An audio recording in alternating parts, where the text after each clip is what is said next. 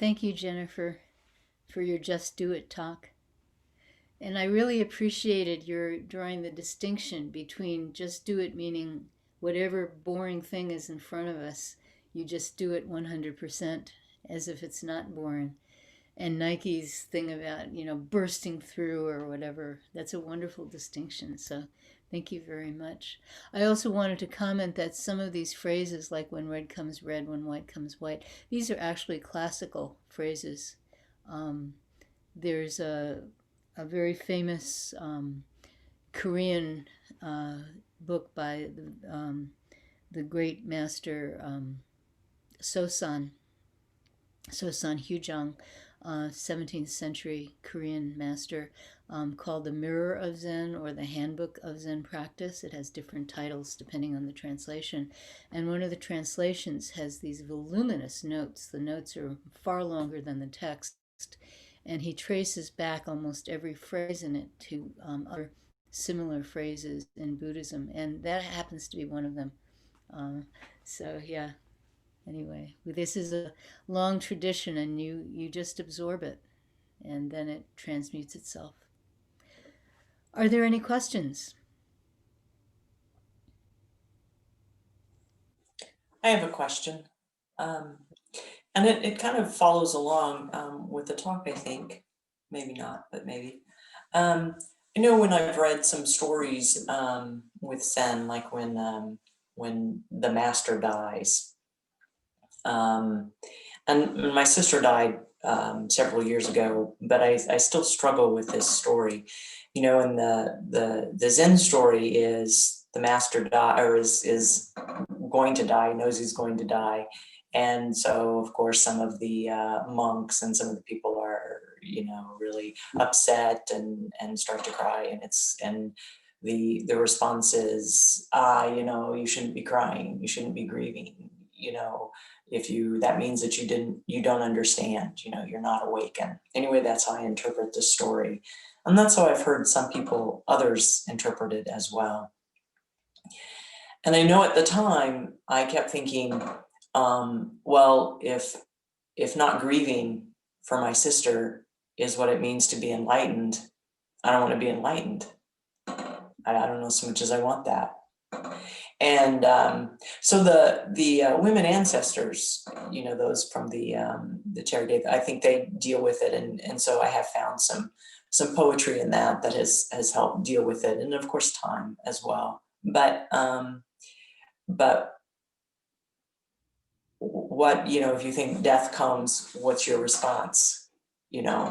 And is it the Zen way of, well, if you were enlightened, then you would understand all is one, and dearly die, and so there's no reason to grieve. So my question is that really what the story is telling us? And do I really not grieve when my sister dies? Which I did, so it doesn't really matter, but somebody else in my life will die that I'm very close to. So how do I, what is that? So everyone in your life will die. Maybe you'll die before they do, but everyone will die. So that's number one. Yeah, this idea that somehow if you're awakened, that means that you don't have feelings. That's like bullshit. That's somebody's idea. That's just totally crazy. Um, I I don't know where people get that. It's like just nuts. Why would you think that? So yeah, so grieving is it's just completely natural. It's like if you say I am enlightened and I'm not grieving, then it's about you. It's not about your sister. So you have this intimate connection with your sister. So grieving is the natural response to this intimate connection. There's nothing wrong with grieving. Grieving is how we honor the people that have died. So why would anybody say don't grieve? That's crazy. There's this loss, there's this like hole in the fabric of your universe. And you miss your sister. So yeah, it's perfectly natural.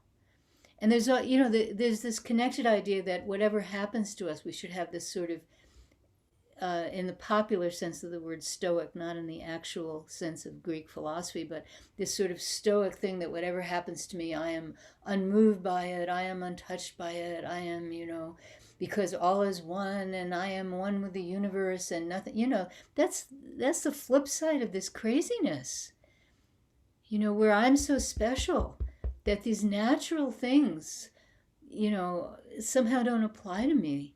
So there's this wonderful story. So my favorite of the ancient Zen masters is Amdu. The Chinese is Yantou. Amdu. And the reason he's my favorite he's not a major figure. There's only really this one big story about him. He features in some other stories, like he was a student of Duxan, so he features in some stories about Duxan. But the one story that I know that's really about him,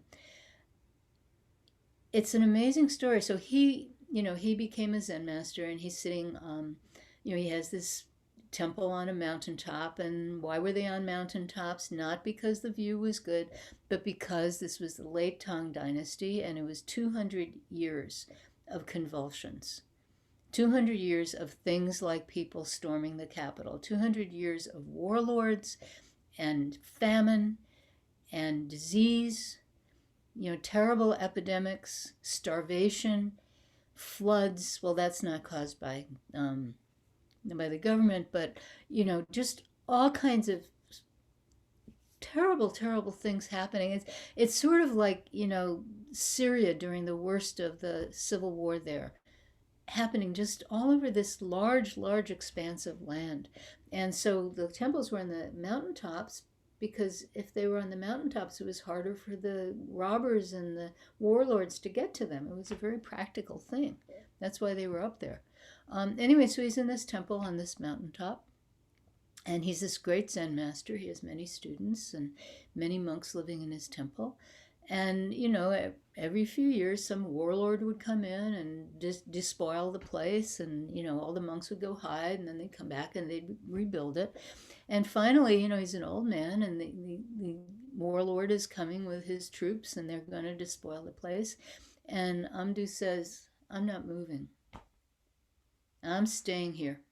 I am sick of this. And so he's sitting in front of the altar, just sitting in front of the altar. And the warlord comes in with a sword, because they always have a sword. And then he says, I'm going to kill you. And Amdu just sits there. Now, the way this usually ends, there are lots of stories like this from ancient China, from the fall of the Tang Dynasty. And there are usually two ways that they end. Way number one is that the Zen master sits there imperturbable, doesn't move, and the world sees this and suddenly realizes, oh, my life has been wasted. I have lived my life wrong. I've hurt so many people. I'm so sorry. Please, may I become a monk? May I study with you? That's one way that they usually end. The other way they usually end is the monk runs the guy through the sword, and the guy is impervious. No response. Just dies like that. But what happened with Amdu was very interesting. The guy runs him through with a sword, and he screams. And his scream can be heard for 20 li. That's a li. That's a Chinese measurement of distance, and that equals 6 miles. So if you come from our area, that's kind of like somebody screams in East Lawrence and they're heard in Eudora. That's what it's kind of like.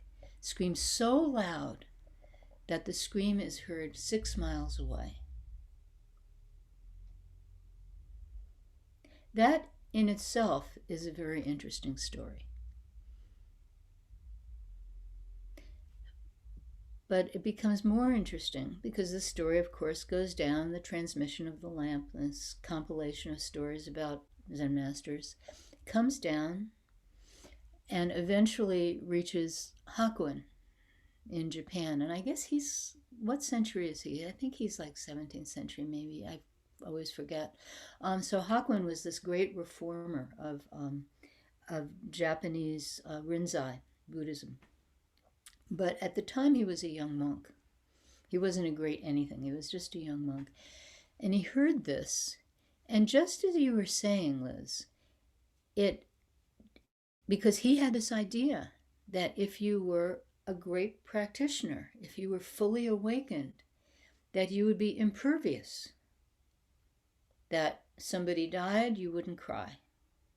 You died, you wouldn't scream. That everything was okay. That you would never lose, in quotes, lose your center. And so he was so shaken by this story that he actually became physically ill and spent months or years trying to find a cure. And eventually, he had this sort of melted butter kind of meditation. I don't know, couldn't have been butter because they didn't have butter in Japan then, but some kind of melted fat kind of thing, meditation. And it's sort of a Taoist type of thing or Shinto thing or something. And eventually he became cured, and then he became the great Master Hakuin. But he was so shaken by this notion that the point of practice is not to be personally impervious.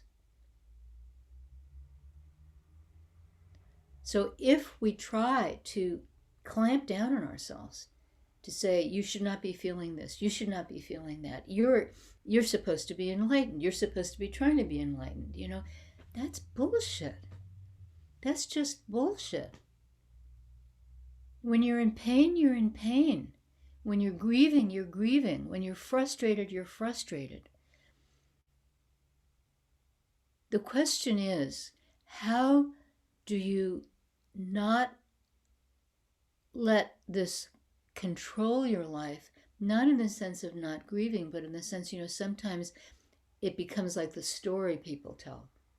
That becomes like the story people tell. I have this illness. That's all they can know about themselves. I have this illness.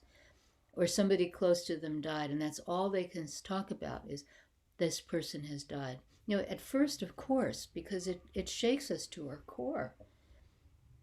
And you have to work it out. You have to express it. You have to let it find its natural flow and its natural form. And then you have to absorb it and digest it. So it's not about not having feelings, and it's not about not feeling pain.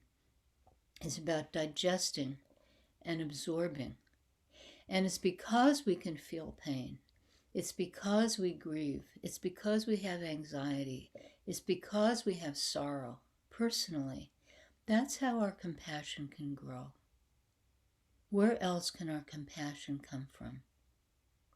If we don't acknowledge and absorb our own feelings, how can we acknowledge the feelings of others? And how can we help them? So this is really important. We have this chant, we do a little bit of it, we do Kwansein Bosal for people who are suffering, and Jijang Bosal for people who have died. And the Jijang Bosal, which I have said on many occasions, we do it for 49 days after someone dies. And it's a very wonderful practice, because what happens in this practice, at first you're overcome with grief. If you're especially close to them, you're just overcome with grief. And you can see this because there's a time in the day when you're going to be focused on that person. You're going to be doing this chanting for this person. And your grief overcomes you. And that's fine. That's not a problem. And then over those 49 days, you see the shape of your grief change. It just naturally, it's a natural process, and it's different for every other person. It's not, this is how to do it, that's how to do it. It's a natural thing, and it happens naturally. And it's, like I said, it's different for every person, but you see this sort of transformation of your grief. And you see this absorption of your grief. It's not like it ever completely goes away. Every now and then you'll have this spasm of kind of, oh, yeah, this remembrance of that grief. And it'll hit you. And yeah, and you never know when it's going to come. And but you absorb it, and it transforms. And it's a wonderful practice. There's something very similar in Judaism where you say this prayer Kaddish for 11 months. And it's the same thing. You just watch this transformation. So yeah, we should absorb our grief and use it to reach out to others in their grief. And it's honoring the people that we've lost. That's what our grief is. It's honoring them. So yeah, this macho bullshit, I mean, forget about it, you know. And it's not a male or female thing, because Amdu was a guy, you know, and he screamed when he was dying, you know. So just, it's human. So we are human, and we have to completely acknowledge our humanity. And we have to use our humanity to help other humans on this planet. So thank you very much for your question. Yeah. And gosh, we're almost out of time. If there's a short question, we can take a short question. Is there anyone with a short question? I guess a long question, but it has to have a short answer. Any other questions? Judy, if nobody else has a question, I was thinking when you told the story of Amdu, I thought you were going to tell the story of the female Zen master who loses her granddaughter. Yeah, she doesn't lose her granddaughter. Her granddaughter died. Right. Yes. Sorry. Yeah, have these weird Euphemisms. euphemisms. Yeah, like you lost somebody. Oh, what? They Or want to go in the supermarket? I mean, what does that mean? Somebody passed. Oh, did they get an A plus? You know? Yeah.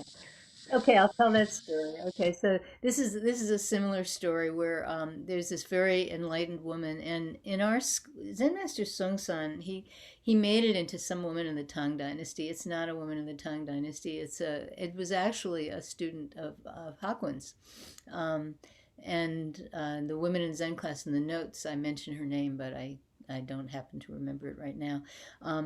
Anyway, so she was a student of Hakuin's, and she practiced Zen very hard. Hakuin did teach lay people, and he did teach women, and she practiced very hard, and she sort of had a reputation. She didn't have formal transmission, but she had a reputation in the community as an enlightened person, and I always put air quotes there because there's no such thing as enlightened is not an adjective, and awakened is a better translation, and awakened is not an adjective. Awakening is an activity, okay, and you have to do it all the time. So but anyway, she had a reputation as a very accomplished Zen practitioner and an awakened person, and people looked up to her. And when her granddaughter died, you know, at the funeral, she just starts crying and crying and crying, and everybody says, "Why are you crying? You know, you're an enlightened, you know, the same kind of thing. You know, you're awakened. You're this great Zen person. Why are you crying? You know." And she stopped crying for a second. She says, "I'm crying for my granddaughter. You know, these tears are for my granddaughter." And then she started crying again. Yeah, right. And you know, when you look at that phrase, "these tears are for my granddaughter," you can think, "Oh, she's not really sorrowing. She's just somehow doing something for her granddaughter." No, these tears are because her granddaughter died. You know, they're for her granddaughter in the sense of whatever happens after you die, she's reaching out to this granddaughter, but they're also her own grief. Otherwise, they wouldn't have any validity. Yeah. So, yeah, all these, you know, people want to make things all the time. And it's amazing how you can use practice to prop up the ego. You know, I'm this great, blah, blah, blah, I don't feel, blah, blah, blah. You know, that's such bullshit. So, yeah, thank you for reminding me of this story. I knew people would be expect me to tell that story. That's why I told them to. So, okay. And now we really are out of time. So let's stop recording. Oh, I can do